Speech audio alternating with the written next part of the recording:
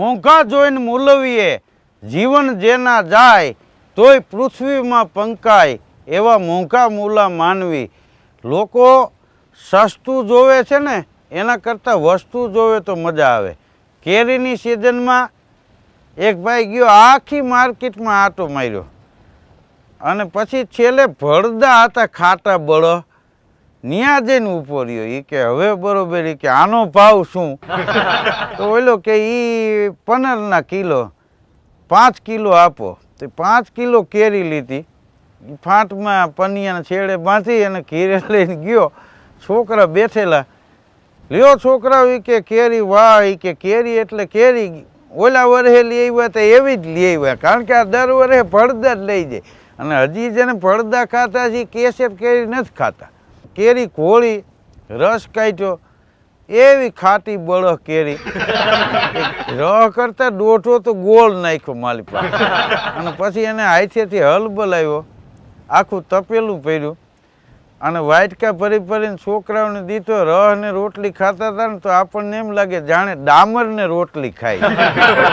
છોકરા પાછા એના મારા બેટા એ કે વાહ બાપા, પાછા જાવ તો અહીંયા આવા ને આવા ભળદા લઈ આવજો. કેરી ખાધી, એના છાલોતરા ચૂહાડ્યા છોકરાઓને, ગોટલીઓ ચૂહાડી.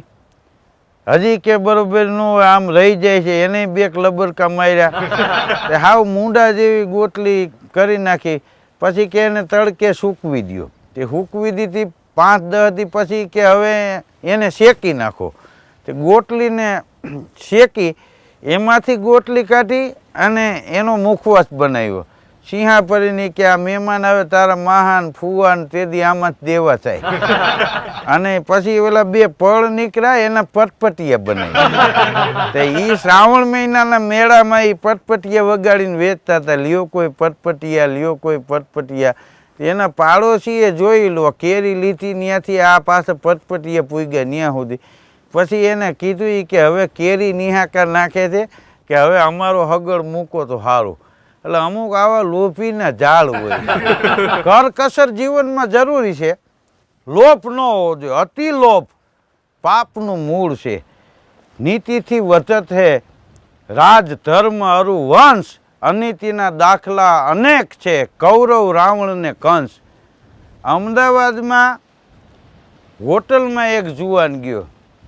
તે અમદાવાદીની આમ સ્ટાઇલ આમ જઈને આમ બેઠો અને પડખે બેઠા હતા. એને ઓળખતા ન હોય તો કેમ બોસ શું ચાલે છે? એ કે આપણે તો જો જલસાથી જીવીએ. પપ્પાને કાલ કહી દીધું કે 3 ખોખા આલો. આલવા જ પડે. એ કે નાના ભાઈને 3 ખોખા આલ્યા તો મને કેમ ન હાલે? અને આપણે લેવા જ પડે. શું કામ? નાનો ભાઈ દાંડ ખરો કે? તો એ લઈને વેડફી નાખે તો આપણે શું કામ ન વાપરીએ? પપ્પાએ 3 ખોખા આલી દીધા. આપણે બધું વેલ સેટ છે. તો બોલો કે બોલો કે એક કટિંગ ચા આપ, એક સિગરેટ લેતો આવ. તો ચા પીધી કે બોસ તમે પીવો? તો બોલો રજાણ્યું માણે કે ના ના.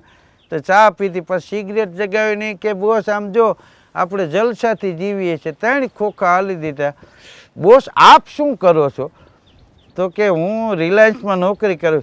યાર એ કે આપણું કાંઈક ગોઠવું ને. એટલે હવે હમણાં 3 ખોખાની વાત કરતા. એટલે આવા પાછા નથી પડતા હજી. હા, માણા અમુક છેલ્લે સુધી પાછો ન પડે એવા અઘરા થઈ ગયા છે. અમદાવાદની હોટલમાં જઈને એક ભાઈ બેઠો તો વેઇટર કે બોલો ભાઈ. તો કે કટિંગ ચા લેતો આવી, 2 ગ્લાસ પાણી આપ, આ પંખો ફૂલ કર, બારી કે સાયકલ મૂકી છે એમાં તાળું નથી, જરા ધ્યાન રાખ. 7 રૂપિયામાં જાણી હોટલ ખરીદી લીધી હોય ને એટલા ઓર્ડર મારીને બેઠો હતો. એલા રેવા દ્યો, પાછા વળો તો સારું છે. અમુક અમુકને પૂછ્યું નથી થતું. હા, અમુક બજારમાં નીકળે ને તો આપણે કે કઈ બાજુ? તો એ કે અમારું કાંઈ થોડું નક્કી હોય. હવે એને ક્યાં જવું એનું એને નક્કી ન હોય. હવે બીજાને શું કે એમ આમથી આટા મારતો હોય કે ગામનો હવેડો કેટલા વાગે ફરે. ભલે કે તમારો માલ ઢોર છે કે ના રે ના આપણે ક્યાંય કાંઈ રાખી છે. પણ તો તારે પૂછવાની જરૂર શું? તો કે કોક પૂછે તો કેવા. વળી ત્યાંથી આટો મારી અને જાય પાછો એસટી ડેપોએ. તો એલા કે 10 વાગ્યાની બસ કેટલા વાગ્યા આવે? તો કે તો 10 વાગ્યા આવે. તારે જવું છે કે ના રે ના ભાઈ આપણે કામ વિના શું જવું પણ તો હું કામ પૂછસ એ કે કોક પૂછે તો કેવા થાય એના એક દી બેઠા હતા ને 2-3 જણા એમ્બેસેડરમાંથી ઉતર્યા અલમસ્તાન જેવા એ કે આમાં મગનો કોનું નામ તો આ કે મારું નામ તા તો ઠીકાન પાટણ ગળદાન એવો માર્યો મોટે ફીણ આવી ગયા 2 પાન થઈ ગયો પછી ઓલા તો વૈયા ગયા ગાડી લઈને ભાનમાં આવ્યો પછી ગામના પૂછ્યું કે તારું નામ મગન નહોતું ને તે શું કામ કીધું મારું નામ મગનું એ કે મારે જાણવું હતું એને મગનનું શું કામ આ મગનને એને પાઇટે બેહાડવો તેમ હા ઉદર ભરવાનું ધન હરવાનું ફોગટ ઘર ઘર ફરવાનું ગોતે ગરવાનું કામ વિનાનું મોત વિનાનું મરવાનું કૂડું કરવાનું ઉતરવાનું એને ક્યાંય રહેવાનું ઠામ નથી વીતવા વરવાનું રણ ચડવાનું એ બધું ના મર્દોનું કામ નથી. હમણાં એક છોકરો છોકરી જોવા ગયો તે છોકરીના બાપુજીએ પૂછ્યું કે તમે શું ધંધો કરો છો તો કે હું વેપાર કરું છું તો કે આ જીએસટી વિશે તમે જાણો છો તે ઓલો છોકરો કે ભાઈ છોકરી દેવી ન દેવી તમારી મરજીની વાત પણ આવા આડા અવડા સવાલ પૂછીને અમને મૂંઝવવાનું કામ ન મૂળ શું છે એ એને ખબર નથી. હા હમણાં એક બેને એના ઘરવાળાને કીધું એ કે સામેવાળા બીનાબેનનો છોકરો છે ને એને 99% આવ્યા એ કે તો કે 1% કેમ ઓછો રહી ગયો કે એ આપણો દીકરો લઈ આવ્યો ને 1% પાસ થઈ. હા હું તો વિદ્યાર્થી મિત્રોને કહું છું કે તમારે ન ભણવું હોય તમને રસ ન હોય તો ઘેરે ના પાડી દેજો કારણ કે તમારો ખોટો સમય બગડે અને તમારા મા બાપના પરસેવાના રૂપિયા છે એ ખોટા વ્યર્થ ન જાય એનું ધ્યાન રાખજો. ભણવું જીવનમાં જરૂરી છે. અત્યારે આ કોમ્પ્યુટર યુગ છે વોટ્સએપનો યુગ છે. હા હમણાં એક ભાઈનો બાબો ખોવાઈ ગયો વોટ્સએપમાં ફોટો મૂક્યો અને લખ્યું કે આ બાબો ગુમ થયેલ છે કોઈને પતો લાગે તો આ નંબર ઉપર કોન્ટેક્ટ કરવો તો 1.5 કલાકમાં એ છોકરો મળી ગયો. આ વોટ્સએપનો ફાયદો છે. પછી ગેરફાયદો એ થયો કે હવે એ છોકરો નિશાળે જતો હોય ને લોકો જોઈ જાય તો ઉપાડીને ઘેરે પુગાડે છે કે મળી ગયો. આ ગેરફાયદો છે. હા આમાં આ કોમ્પ્યુટર યુગ છે આના ફાયદા છે ગેરફાયદા છે કેમ યુઝ કરવું એ વિચારવા જેવી વાત છે. હમણાં અમે એક જગ્યાએ પ્રોગ્રામમાં ગયા તો એક ભાઈએ મને પૂછ્યું આવીને મને કે આમાં તમે કેવી રીતે જમ્પ લાવ્યું હવે કેમ જાણે મેં આમાં પલોઠીઓ માર્યું હોય.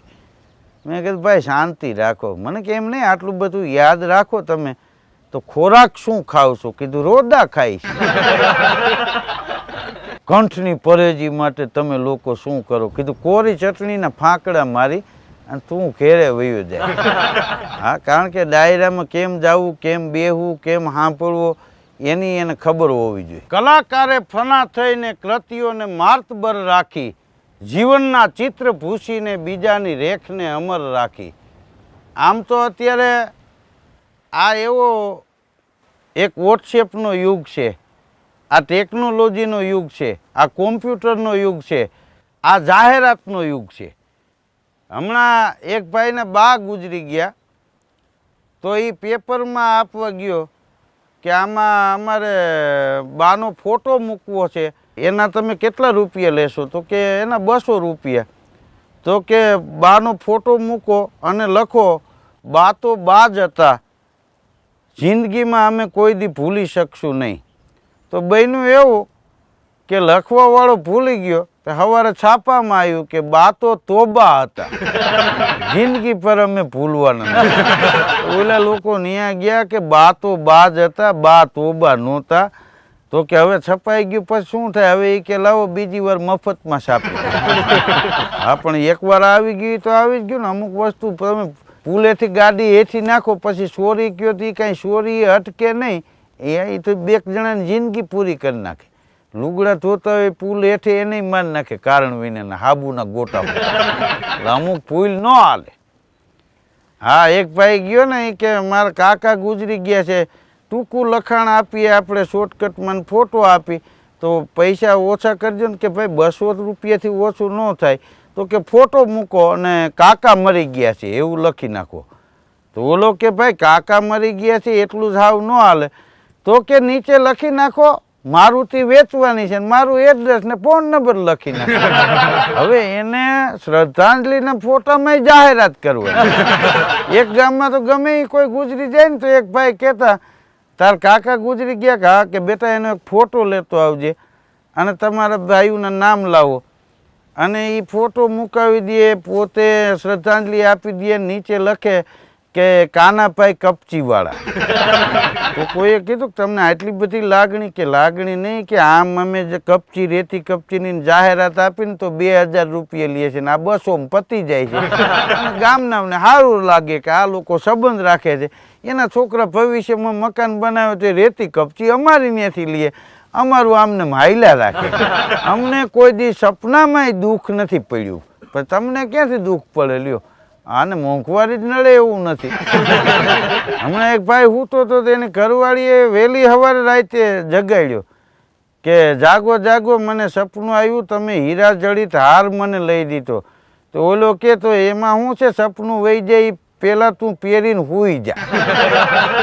કારણ કે હું તને ઓમ લઈ દઉં એમ નથી, આ સપનામાં આવ્યો એ વયો ન જાય એમ. અમુક આવા લોભીના સરદાર છે હજી. હા, ઘણા તો હાઈ જે દાંતણ કરી લે છે કે સવારે નોકરીમાં ઉતાવળ્યું હોય તો વાંચો નહીં ને, કીધું સારું 3 ટાણાનું ભેગું જમી નથી લેતા એમ. અમુક વસ્તુ ટાણે જ સારી લાગે. એક ભાઈને પ્રસંગ હોય 3 પ્રસંગનું હારે જમીન ન હોય, પ્રસંગે પ્રસંગે ખવાય, કારણ કે અનાજ બીજાનું હોય, પેટ બીજાનું ન હોય. હા, ઘણા તમે જુઓ દુકાળમાં ભૂખ્યા ન મર્યા એટલા સારા વરસે ખાઈને મરી ગયા. હા, એ નડે છે. માણસ કેટલું ખાય છે એ મહત્વનું નથી, કેટલું પચાવે છે એ મહત્વનું છે. માણસ યોગી ન થઈ શકે તો કાંઈ નહીં, પણ બીજાને ઉપયોગી થઈ શકે ને તો લોકો એને કાયમ યાદ કરે છે. અત્યારે મોબાઈલનો યુગ છે, વોટ્સએપનો યુગ છે. આ ચાઇનાના મોબાઈલ છે, એની કંપનીનું નામ છે ઓપ્પો ને વિવો. હવે આ જ કંપની કોઈ ગુજરાતીની હોત ને તો એક ભાઈ મને કે એનું નામ શું રાખત ખબર? મેં કીધું ના, મને કે ભોપો ને જીવો. હમણાં એક ભાઈ દવાખાને ગયો, ડૉક્ટરને કે મને સુસ્તી રહે છે અને ચેન નથી પડતું, ભૂખ નથી લાગતી, નીંદર નથી આવતી. તો ડૉક્ટર કે મોબાઈલ કયો વાપરો છો? તો કે નોકિયાનો 1100 નંબર. તો કે હવે એ જવા દો, લાવો હું તમને ઓપ્પોનો મોબાઈલ લખી દઉં અને જીઓનું કાર્ડ નાખી લ્યો, બધું વ્યવસ્થિત થઈ જાય. આવો અત્યારનો આ યુગ છે. હમણાં ગામડામાં એક ભાઈની નાનકડી દુકાન, એના સામે મોટો મોલ બન્યો. કારણ કે અત્યારે જ્યાં જુઓ ત્યાં વિકાસ થઈ રહ્યો છે. તો નાની દુકાનની સામે મોટો મોલ બન્યો. તો મોલવાળાએ બોર્ડ માર્યું હતું કે ચોખ્ખું ઘી કિંમત 400 રૂપિયા. તો ખોખાને સામે નાનકડી દુકાન તે ખોખે બીજે દી સવારે શોખથી બોર્ડમાં લખ્યું કે ચોખ્ખા ઘીનો ભાવ 350 રૂપિયા. તો ઓલાને એમ થયું કે અમારે આરે હરીફાઈમાં ઉતરો છે. તો મોલવાળાએ બીજે દિવસે બોર્ડ ફેર્યું અને લખ્યું કે 300 રૂપિયામાં ચોખ્ખું ઘી 1 કિલો. તો ખોખાએ તરત લખી નાખ્યું કે 250 રૂપિયામાં ચોખ્ખું ઘી મળશે. પછી મોલવાળાએ ગામના એક ભાઈને મોકલા કે તમે આ ખોખાને સમજાવો, અમારે આવડો મોટો મોલ છે, ખોખાને નાનકડી દુકાન છે, અમારા સામે એ હરીફાઈમાં ઉતરો છે, ખોખો ટકી નહીં હગે, નકામાં એના છોકરા સદીયું વિનાના રહે. તો એ માણસ ગામનો ખોખાને સમજાવવા ગયો કે ખોખા ક્યાં તારી નાનકડી દુકાન, ક્યાં ગાંગો તેલીન, ક્યાં રાજા ભોજ, ક્યાં નાનકડી તારી દુકાન, ક્યાં મોટો મોલ. અને એની સામે એ કે તું હરીફાઈમાં ઉતરો. શું હરીફાઈ? તો કે ઘીની હરીફાઈ. ચોખ્ખું ઘી 400માં વેચે, તે બોર્ડ માર્યું 350માં, એને 300 કર્યા, તે 250 કર્યા. તારો ઈરાદો શું છે? તું એની સામે ટકી હગીશ? ખોખો કે ભાઈ મારી વાત તો તમે સાંભળો, સીધા ખખલાવા જ મંડો છો. મારે ક્યાં ઘી વેચવું? તો કે હું તો ખાલી બોર્ડમાં લખું છું, વેચે છે તો એ પોચ. હમણાં એક બેન વેપારીની દુકાને ગયા, એ કે 500 ગ્રામ સાબુદાણા આપો. એટલે વેપારી સાબુદાણા આપ્યા અને રૂપિયા આપી દીધા ઘેરે જઈને એના ઘરવાળાને કે આ લોકો કેટલા છેતરવા બેઠા છે વેપારીઓ, કે કેમ? એ કે મેં સાબુદાણા લીધા 500 ગ્રામ, તમને એમ લાગે કે આ ખોટું બોલે, પણ તમે જો પડીકું ખોલ્યું, આમાં ક્યાંય સાબુ દેખાય છે? નકરા દાણા જ છે. તો એનો ઘરવાળો કે ગાંડી, તોય એટલું સારું કહેવાય, તને એટલો વિચાર ન આવ્યો કે તું વાઘ બકરી ચા લેવા ન ગયો. હા, ને અત્યારે તો આટલો દવાનો યુગ છે, આટલા સારા સારા દવાખાના થઈ ગયા, મોટી હોસ્પિટલો થઈ ગઈ, 108 આવી ગઈ, 101 આવી ગઈ. પણ એક સમય એવો હતો કે ગામડામાં કોઈ માણસ ઘેરે એમ કે ને કે ભાઈ મને પેટમાં ગડબડ છે, કે મને તાવ આવે છે, કે મને માથું ચડ્યું છે, કે હાથા શીશી ચડી છે, તો એક જ દવા હતી, એ કે હુઈ જા ને સારું થઈ જાય.